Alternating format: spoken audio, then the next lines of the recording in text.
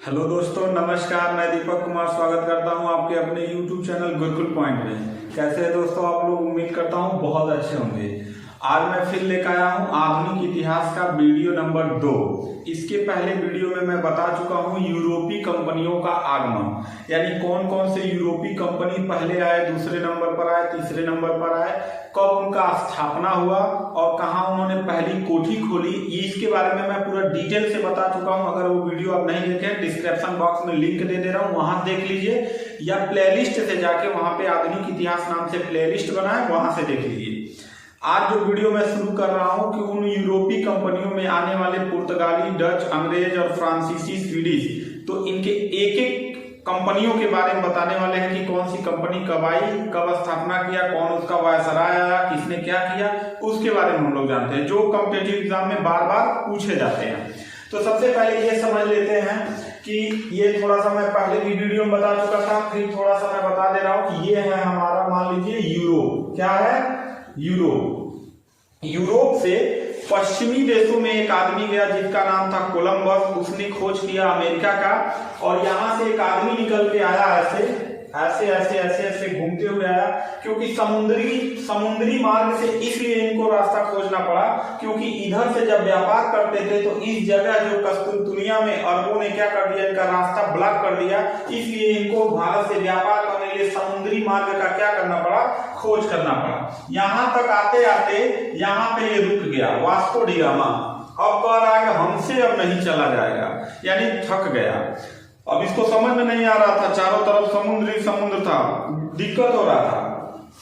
गुजरात का एक आदमी आया था यहाँ पे व्यापार करने के लिए, यहाँ पे, ठीक है, शायद वो जगह साउथ अफ्रीका था, क्या दक्षिण अफ्रीका था। यहाँ पे एक गुजरात का आदमी आया था जिसका नाम था अब्दुल मानिक। क्या नाम था?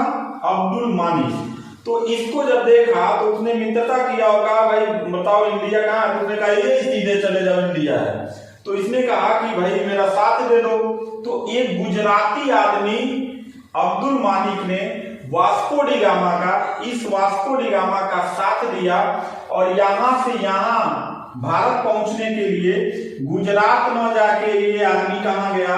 केरल के कोची में गया। कहां पे? कोची में गया। ठीक, कब गया? 17 मई 1498 ईस्वी को। बहुत इंपॉर्टेंट क्वेश्चन है, एग्जाम में बार बार पूछा जाता है कि वास्को डी गामा कब भारत पहुंचा था। तो 17 मई 1498 ईस्वी को 90 दिन की यात्रा किया था बाबू, 90 डे का यात्रा किया था।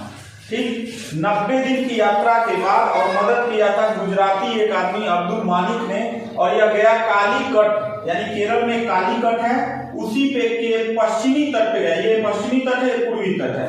यहाँ के राजा थे जमुरियन ने इनका खूब स्वागत किया। कहा जाता है कि जब ये गया तो इसका जो नाव था, वो जमुरियन ने देखा कि तो खेने वाला जो पटरा से नाव था वो है ही नहीं है, ये तो ऐसे ऐसे चल रहा है, तो बहुत खुश हुए।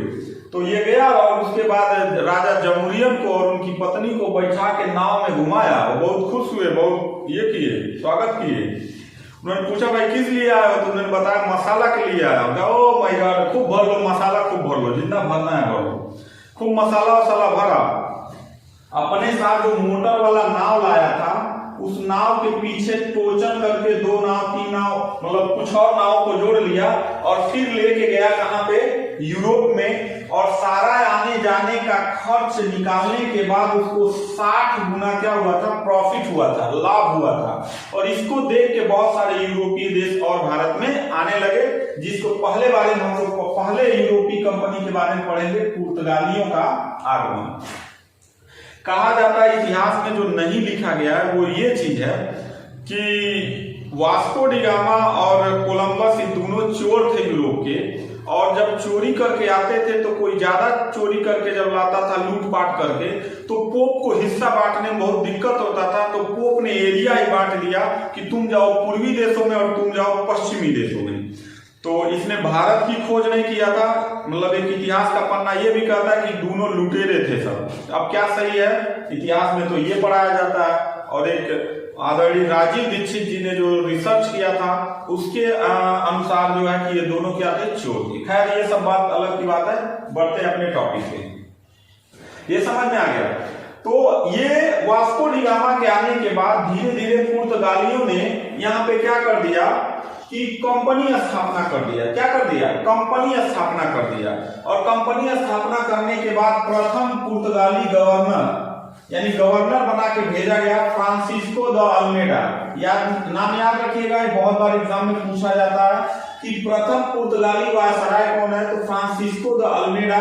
यह 1505 ईस्वी में आया था और 1509 ईस्वी तक रहा था। ठीक है, 5 से 9 ईस्वी तक रहा था, यानी 4 वर्षों तक भारत में रहा था। और इसकी एक सबसे फेमस चीज जो बार बार एग्जाम में पूछा जाता है, ब्लू वाटर पॉलिसी। इसने क्या किया था कि इधर का जो एरिया है यहाँ पे इसने बहुत वर्चस्व बना लिया था। अब जो भी व्यापारिक कंपनियां आती थी इस रास्ते से व्यापार करने के लिए उनसे टैक्स लेता था, जिसको नाम दिया गया था ब्लू वाटर पॉलिसी। ठीक, ये था। द्वितीय वायसराय अल्फांसो द अल्बुकर। इसके बारे में बार बार एग्जाम में पूछा जाता है, ये भी बहुत इंपॉर्टेंट वायसराय था। इसको वास्तविक संस्थापक माना जाता है। इसको क्या माना जाता है? वास्तविक संस्थापक माना जाता है। अगर आपसे पूछेगा कि पुर्तगालियों का संस्थापक कौन है, तो फ्रांसिस्को द अल्मेडा है, लेकिन वास्तविक संस्थापक जो कहा जाता है वो आपका अल्फांसो द अल्बुकर है। यह 1509 में आया और 1515 ईस्वी तक रहा। इसने 1510 ईस्वी में गोवा को जीत लिया। गोवा को जीता, जो बीजापुर एक जगह था, वहां के शासक थे आदिल शाह से इन्होंने जीत लिया क्या? गोवा। और अपनी राजधानी इसने बनाया था कोचीन। राजधानी कहां बनाया था? कोचीन। गोवा जीता कब? 1510 में। राजधानी कहां बनाया? कोचीन बनाया। किसने? अल्बुकर्क ने। ठीक, इसने विवाह प्रोत्साहन को ज्यादा महत्व दिया। पुर्तगालियों को भारतीय महिलाओं से विवाह करने का काफी छूट दिया और काफी प्रोत्साहन दिया। और इसकी मृत्यु हो जाती है 1515 ईस्वी में। गोवा में इसको क्या किया जाता है? यहाँ पे गोवा जो है यहाँ पे इसको क्या किया जाता है? दफनाया जाता है। आपसे पूछेगा 3G अभियान किस यूरोपीय कंपनी के समय में हुआ था, तो पुर्तगालियों के समय में हुआ था। 3G का मतलब मोबाइल नेटवर्क से मत समझिएगा। इनका 3 ही काम था। गार्ड मतलब अपने भगवान का प्रचार करना, गोल्ड सोने के लिए काम करना, ग्लोरी वर्चस्व के लिए काम करना, मतलब प्रसिद्धि मिले, हमारा साम्राज्य बढ़े। तो गार्ड, गोल्ड, ग्लोरी, ये 3 चीज के लिए इसको कहा जाता था 3G पैकेज। फिर तीसरा वायसराय आया नीनो डी कुन्हा। इनके बारे में भी बार बार पूछा जाता है। ये 1530 ईस्वी में आए और इन्होंने राजधानी कोचीन से कहां स्थानांतरित कर दिया बाबू? गोवा। कोचीन से राजधानी हटा दिया और कहां पहुंच गए? गोवा पहुंच गए। ठीक है, इन्होंने 2 विजय और किया था। 1535 में दमन को जीत लिया और 1559 में दीप को जीत लिया। और आपको पता है तीनों जो है पुर्तगालियों के कब्जे में रहा। कब तक? 1961 ईस्वी तक यह पुर्तगालियों के कब्जे में रहा। और 1961 के बाद गोवा, दमन, दीप तीनों आजाद किए गए। यानी 1961 के बाद इसको भारत में क्या किया गया? मिलाया गया। तो पूछेगा कि पहले यूरोपीय आने वाला और बाद में सबसे जाने वाला तो कौन है? पहले सबसे पहले कौन है? पुर्तगाली है। और सबसे बाद में कौन गया? 1961 में गया। इन तीनों को छोड़ के कौन? पुर्तगाली। इसके बाद चौथा जो पुर्तगाली आया था गवर्नर अल्फांसो डिसूजा। इसके साथ प्रसिद्ध संत आए थे जेवियर, बहुत प्रसिद्ध संत थे पुर्तगाल के, इसके साथ आए थे।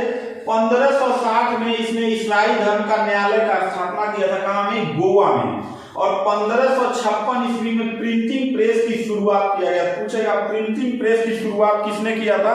तो पुर्तगालियों ने किया था।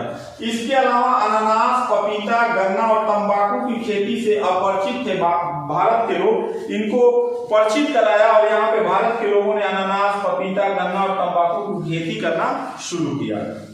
ये था पुर्तगालियों के आने का क्रम, इनके वायसराय और इन्होंने क्या क्या किया उसके बारे में। अगला हम वीडियो में जानेंगे डचों के बारे में कि डच कब आए और क्या क्या इन्होंने किया। तो मिलता है नेक्स्ट वीडियो में, तब तक के लिए थैंक यू, धन्यवाद।